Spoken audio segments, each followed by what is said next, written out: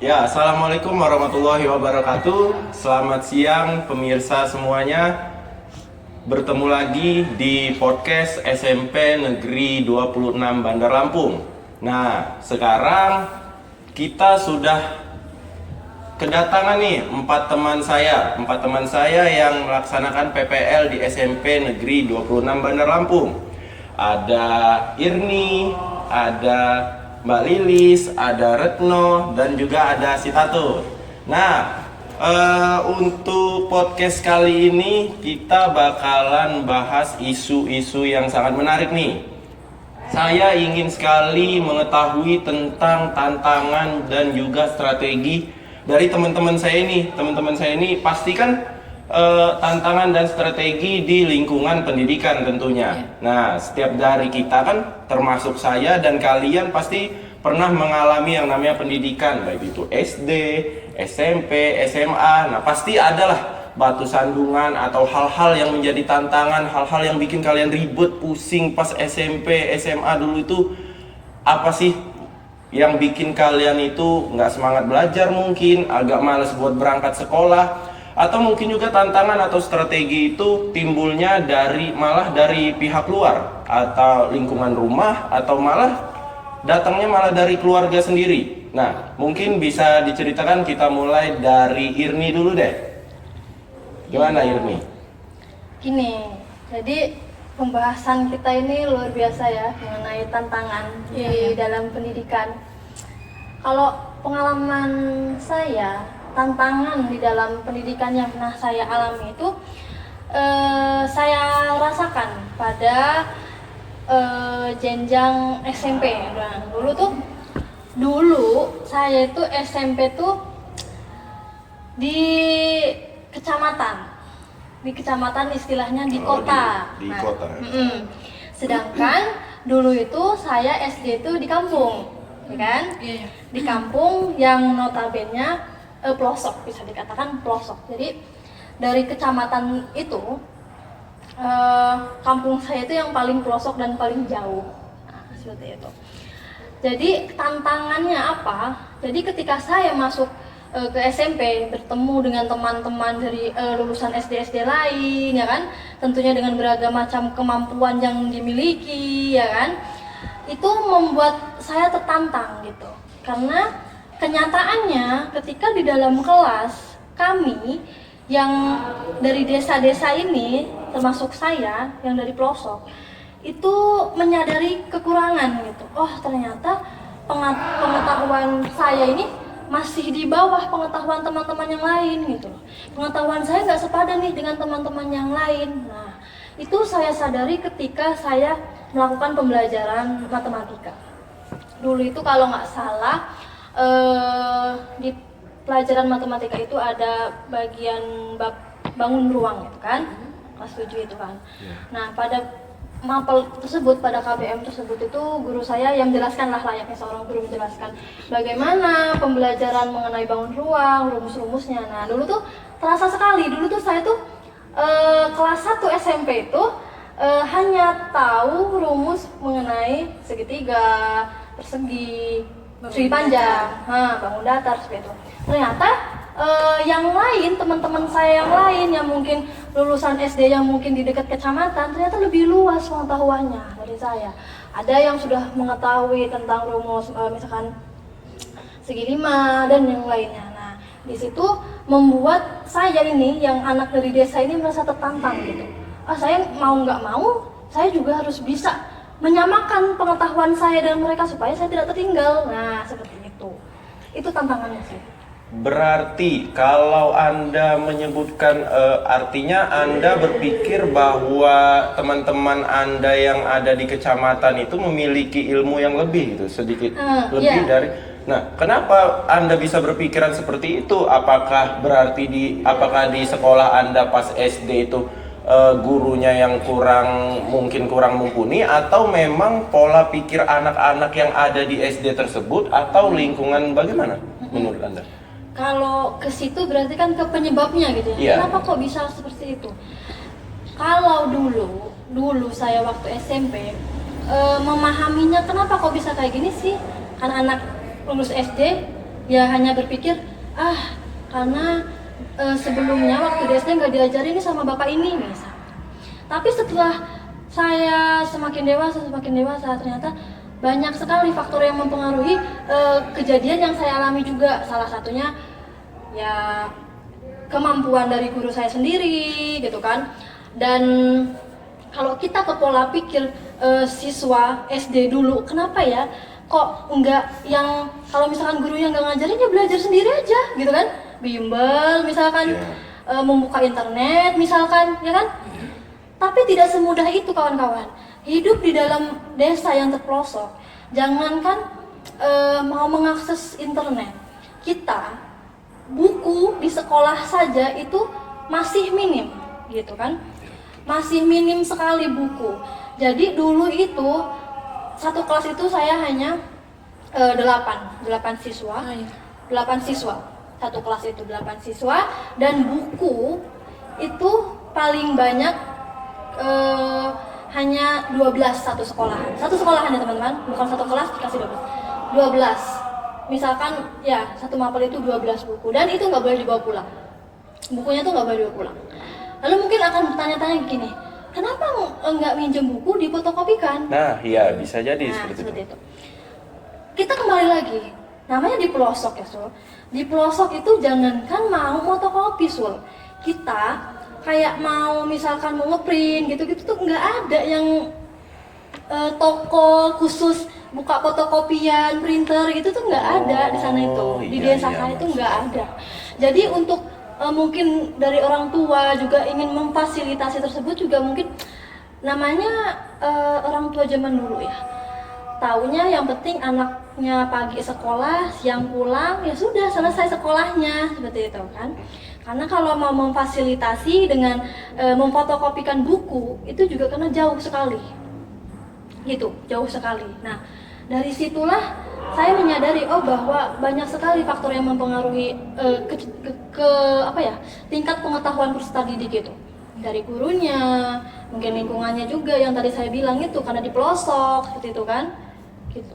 Ya sih, emang ya lingkungan juga itu bisa menjadi tantangan sih. Karena ya apalagi yang soal fotokopi tadi, apalagi yang di desa itu biasanya tempat-tempat fotokopi itu kan jarang ya. Kalaupun ada pasti aja adanya di desa luar dan jaraknya itu bisa berpuluh-puluh kilometer gitu kan. Betul. Belum lagi jalannya yang harus ditempuh, entah itu jelek, entah itu jalan setapak dan lain sebagainya. Sedangkan pasti juga tempat fotokopi karena dia jarang itu pasti harganya juga mahal. Iya. Karena di pelosok, Iya, kalau di pelosok pasti kan biaya akomodasi untuk beli kertas semuanya itu lebih diperhitungkan juga, makanya lebih mahal. Iya, itu sih. Nah, sekarang kita beralih ke Retno nih. Gimana menurut Retno tantangan yang kamu alami dulu semasa sekolah? Mungkin ada tantangan-tantangan yang berbeda dari yang Irni alami atau bagaimana? Ya beda sih kalau saya dulu. Saya dulu pernah merasakan tantangan ya, kesulitan ya waktu saya mengenyam pendidikan itu di SMA. Nah, dulu waktu SMA itu sudah mulai ada HP, smartphone yang bisa untuk internetan sebagai macam. Nah, sedangkan dulu saya sudah pakai kurikulum 2013. Nah, kalau kurikulum 2013 setiap siswanya itu kan diharuskan mencari informasi sendiri, aktif, tidak menunggu informasi dari guru. Jadi harus aktif di luar kelas juga. Nah, sedangkan HP yang saya punya ini HP yang tidak bisa digunakan untuk internet. HP Nokia yang kecil itu. Nah, kan HP center. HP center. HP yang tebelnya segini center doang. Yang kecil segini tuh lah, Nokia yang kecil itu belinya aja waktu saya SMP kelas 7 dan saya SMA itu saya masih pakai HP itu. Jadi saya itu ke tantangan atau kesulitan yang saya alami. Saya nggak bisa mengakses banyak informasi di mana-mana. Terus baca buku juga enggak. Ya kalau informasi, kalau mau internetan harus ke warnet.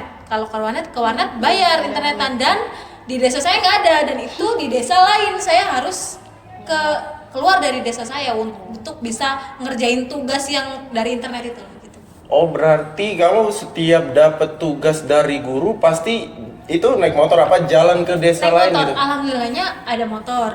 Pasti ke warnet. karena itu pas SD, SMP? SMA. Oh SMA. Berarti udah dibolehin bawa motor sama orang tua? Iya, karena SMA itu kan tugasnya udah bentuk makalah, Iya. bentuk PPT. Nah, sedangkan saya udah nggak punya internet, nggak punya laptop, jadi saya harus harus ke warnet untuk mengerjakan tugas. Nah, itu tantangan yang saya hadapi waktu SMA dulu itu biasanya kan kalau di warnet itu kan penuhnya sama orang main game. Apa kamu nggak terganggu itu? Iya, anak kecil berisik main game, terus tempatnya sempit kayak kan cuma dikotak-kotakin gitu ya. Terus saya kerjainnya sama temen saya berdua, terus pokoknya dempet-dempetan gitu ya ngerjain tugas. Ya pokoknya ya susah lah intinya. Apalagi dulu saya agak gaptek ya, jadi pelan-pelan ini ngetiknya gini-gini, nanti kalau udah ngetik banyak kehapus itu saya nggak bisa balikin, jadi saya harus ngulang karena saya nggak bisa. Kalau sekarang udah bisa, kalau misalnya kehapus di Ando apa gimana kan bisa. Sekarang kalau dulu nggak bisa saya, jadi Tapi kan kalau di tempat saya itu kan ada, ya saya kan mengalami hal-hal yang seperti itu. Iya. Zamannya HP-HP canggih, tapi saya nggak punya ya HP handheld. Tapi dulu di sekolahku itu di kelas ya adalah segerombolan yang anak-anak Yang yang punya smartphone. Mereka itu kita urunan kan. buat bayar yang Caranya itu urunan per anak buat bayar kuota internet. Kalau di tempatmu sekolah dulu kayak gitu nggak? ya yang punya, maksudnya saya sekelompokan, apesnya sekelompok sama yang nggak punya HP juga, jadi susah juga, jadi harus ke warnet. Kan berkelompok memang, tapi kelompok saya juga nggak punya HP yang ini. Kalaupun HP-nya bisa punya, ya bisa untuk internetan, tapi nggak punya kuota. Jadi ya dulu nggak kepikiran buat iuran beli kuota sih. Jadi langsung aja lah ke warnet ngerjain gitu. Ya mungkin karena dulu itu di desa mungkin ya distribusi HP canggih juga kan nggak terlalu banyak. Iya betul tuh. Ya paling Mahal kuota itu dulu, telepon bisa Iya, 50.000. mahal. Terus di setiap desa itu belum tentu sinyalnya kuat. Biasanya kalah sama yang di warnet. Ada HP, ada kuota, tapi Karena kekuatan kalau sinyalnya di susah. warnet juga udah pakai wifi. Iya. Nah, terus kalau menurut kalian nih, sekarang kan buku di tiap sekolah, taruhlah di tiap sekolah itu buku-buku ya sudah ada. Buku sudah ada, HP sudah canggih-canggih, sinyal udah sampai ke 5G, kuota udah murah-murah. Nah, terus menurut kalian apakah hal tersebut itu menjadikan pendidikan itu tidak ada tantangannya lagi? Apa menurut kalian peserta didik zaman sekarang ini udah bagus-bagus? Apa malah makin istilahnya memperburuk dunia pendidikan gara-gara teknologi itu terlalu canggih? Mungkin apa karena salah guna atau gimana? Menurut si Tatur deh kita tanya. Kalau menurutku semuanya itu ada tantangannya ya. Kita punya fasilitas bagus ada tantangan, nggak punya fasilitas juga tantangannya lebih besar. Kalau yang sekarang ini fasilitasnya sudah sangat wah, tapi gimana cara mereka menggunakannya? Kalau yang paling sering saya temukan ya, mereka punya fasilitas yang bagus, kuotanya sudah oke, dikasih juga fasilitas sama orang tuanya, pendukungnya sudah bagus, tapi penggunaannya atau kontrol dari orang tua dan guru menurut saya masih kurang.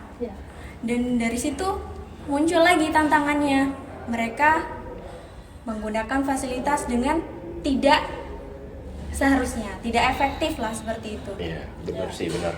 Karena memang ya perlu ada pengawasan dari orang dewasa sih untuk pengolahan teknologi. Saya punya cerita. Jadi saya itu ada tingkat saya kuliah. Kan ini kita situasinya ini pasca pandemi ya. Iya, benar. Saya nggak tahu pengaruhnya itu gimana itu. Saya nggak tahu apa pengaruh pandemi apa gimana. Tapi pas ada tingkat saya ini cerita, dia tuh punya tugas disuruh bikin makalah sama dosennya di kampus itu. Dia cerita, nanya sama kami kakak tingkatnya gitu, "Bang, cara buat PPT gimana sih Bang?" Itu kayak ya Allah. Jadi padahal kan teknologi udah maju ya kan? Ya iya. Bisa dia. Jadi saya tuh dari situ berpikir, apa ini pengaruhnya dari pandemi dan belajar daring apa gimana ya? Karena kayak sampai buat PPT doang nggak tahu gitu loh. Jadi pas kami tunjukin gitu ya, tunjukin PPT itu kan ada desainnya itu loh. Ada desainnya di PPT, desain tempel PPT kan sederhana banget ya. Kami tunjukin nih, wah ada gini-gininya juga bang. Ya Allah kataku, gini doang kamu udah gembira. Gimana kalau yang lebih lagi ya, hyperlink dan lain semacamnya. Oh iya ya, dulu kan belajar kita Iya. hyperlink gitu. Baru ditunjukin template yang ada di laptop aja dia udah seneng. Iya, betul. Itu udah kuliah padahal. Udah kuliah, baru-baru ini Pak, 1 atau 2 bulan yang lalu deh. Nah, terus kaitannya sama peserta didik menurut Mbak Lilis nih, menurut Mbak Lilis, pendidikan pasca pandemi ini gimana sih? Apa pengaruhnya pandemi ini sama pendidikan jadinya pas offline ini dirasain? Kalau menurut saya sih dilihat dari saya kan hidupnya di sini kan di desa, Ya, pernah mengajar di SD juga. Di SD itu pendidikan selepas pandemi, anak-anaknya tuh yang pertama mereka kurang sopan dan santunnya. oh iya. Betul. Jadi kalau orang Jawa bilang tuh gak ada nggak unggul karo wong tuwa. Oh iya. Jadi kita misalnya ngajar anak SD, jadi anak SD-nya tuh ngomong ngoko kalau bahasa Jawa. Apa ngoko? Itu Yang kasar. bahasa Jawa kasar. Oh. Jadi kowe sama gurunya itu kowe gitu. Ya kan? Bahasa Indonesia kayak lu gua Nah, gitu. Jadi ini tuh kok miris banget. Efeknya tuh kita kehilangan rasa ini loh, menghormati pada Iya, orang tua benar. tuh saya rasa kok nggak ada hilang. Kalau saya sih menurut saya kayak gitu. Karakternya yang Nah, hilang berkurang ya. Ya, yang saya rasakan itu degradasi. Unggulnya tuh sudah nggak ada. Ya emang sih kayak pasca pandemi ini kayaknya itu lebih berpengaruh ke sikapnya. Sikap dari sikap itu yang jelek kemudian merambat ke pengetahuan mereka, cara berpikir mereka. Apa ya nggak nyalahin juga sih karena pandemi ini kan kita harus di rumah mungkin karena kita jadi jarang berinteraksi sama orang, anak-anak harus di rumah, apalagi kegiatan anak-anak di rumah nggak jauh-jauh. Adik saya aja kalau di rumah itu zaman pandemi itu main HP aja, main HP, main game gitu kan. Nah terus menurut kalian strategi dari untuk menyikapi hal tersebut biar pulih lagi nih, karena beda banget pendidik. Nggak usah jauh-jauh, sebelum pandemi aja rasanya itu beda banget loh. Setelah pandemi pembelajarannya kelihatan banget ada hal yang janggal gitu jadinya zaman sekarang ini pendidikannya. Nah menurut kalian strateginya itu apa sih biar kita itu pulih lagi seenggaknya sebelum pandemi aja deh, biar seperti ya yang kita tahu sih ya, kalau di kompetensi inti kan ada yang namanya sikap ketuhanan dan sikap sosial, baru setelah itu pengetahuan kan. Nah biar ketika sikap itu sudah dibentuk, ketika sikap itu sudah baik, mungkin ya jalannya pendidikan dalam mencari ilmu pengetahuan itu bisa lebih baik. Menurut Retno gimana Retno strateginya? Strategi. Ini kalau saya kaitkan dengan keadaan langsung kita PPL di SMPN 26 ya. Jadi Nah, ya. ada kekurangan ketika tadi saya masuk kelas dan kan tadi kita asisten mengajar. Kemudian guru pamong kita sedang menjelaskan di depan. Sedangkan murid-murid yang ada di belakang itu asik main HP. Yang main HP nggak cuma satu orang, pokoknya barisan belakang itu sini, kemudian pojok sebelah sini. Selain itu ada juga yang tidur. Habis tidur, gerombolan 3 anak itu makan kuaci di belakang. Nah ini berkumpul makan kuaci, bagi-bagi kuaci. Nah ini karakter yang kurang baik. Kemudian malah sibuk main handphone. Ini kan juga salah satu dampak dari COVID itu. Sedangkan terus ini ya, menurut saya cara mengatasi itu di SMP 26 ini kan siswa dibolehkan main HP, dibolehkan membawa HP di kelas lagi. Nah strateginya untuk mengatasi itu, ketika kegiatan pembelajaran HP itu dikumpulkan di dalam kotak. Nah kalau memang pembelajaran itu membutuhkan handphone, bolehlah siswa itu mengambil handphonenya, atau ya boleh begitu. Kalau misalkan saat pembelajaran siswa itu boleh menghadap HP boleh disediakan di meja. Bukannya memperhatikan gurunya, malah sibuk main handphone, buka TikTok, main game. Kemarin itu saya menggantikan guru ya, jadi ada siswa yang main game gini dan nyantai di hadapan saya. Saya ada di kelas itu, dia nyantai main game kayak gitu. Kemarin ada yang kayak gitu kan? Iya betul. Nah itu ya kalau Itu dari kan saya. sudah kayak mencerminkan banget tingkat sopan santun Iya, siswa itu sudah kehilangan tadi, tidak ada sekali. Anjlok. Disiplin siswa juga sudah tidak ada sekali. Padahal fasilitas fasilitas peserta didik sekarang tuh wah sekali. Setiap siswa itu sudah memiliki handphone. Nah, sekolah pun membolehkan membawa ke kelas untuk untuk mungkin media pembelajarannya, untuk mengakses banyak lebih informasi. Hanya saja masih banyak siswa yang menyalahgunakan. Kalau menurut saya, untuk mengatasi sifat anak-anak yang tidak sopan santun, mungkin tidak ada lagi budaya 5S. Nah, itu yang pertama. Guru, semua warga sekolah itu harus menerapkan kembali yang namanya budaya S, membiasakan kembali dari awal lagi. 5S, senyum, sapa, sopan santun, seperti itu. Nah, lalu untuk yang kasus anak-anak main game, itu menurut saya guru itu kan hanya satu di dalam kelas. Iya. Dia tidak bisa menjangkau semua siswa yang minimal itu 30 ya di sini ya. 30 siswa, apakah main HP di belakang tidak kelihatan kalau di depan kan. Menurut saya harus adanya siswa itu ada tim. Di kelas itu dibentuk tim. Tim pengaman.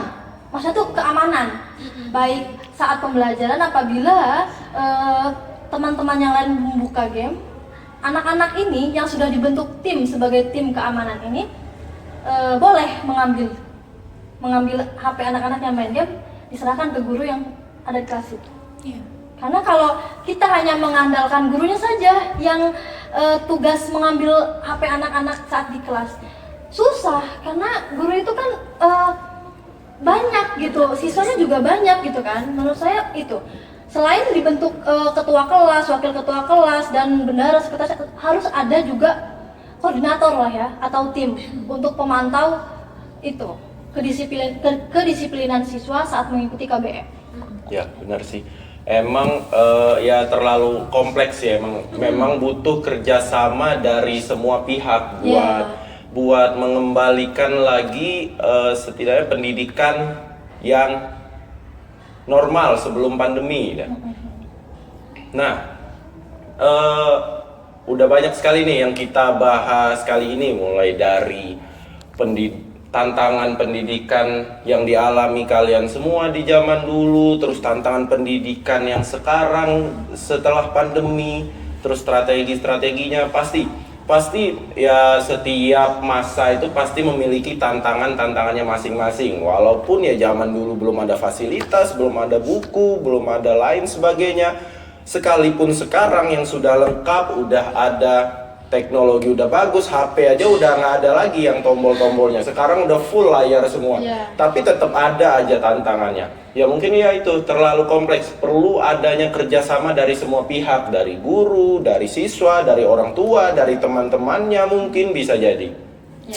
Nah, sebagai penutup nih, mungkin saya ingin bertanya pesan-pesan untuk peserta didik zaman sekarang itu dari Sitatur. Gimana Sitatur? Sebagai penutup, pesan-pesan untuk peserta didik di zaman sekarang. Pesan-pesan untuk peserta didik, Gimana? pesan-pesannya hidup itu seperti berjalan. Ada dua kaki, kita punya dua kaki. Jadi kalau kita berjalan itu pasti saling menyalip, kanan kiri, nggak mungkin kan kita loncat-loncat. Jadi kaki kiri itu adalah perjuangan dan kaki kanan adalah berserah diri. Kita harus tetap berjuang dan tetap berserah diri. Apapun hasilnya, yang penting kita berjuang. Yang paling ditekankan baik itu dari orang tua ataupun dari guru, itu bukan hasilnya, tapi perjuangannya, usahanya. prosesnya.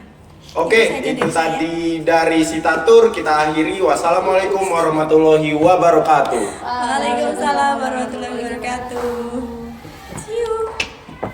Dah.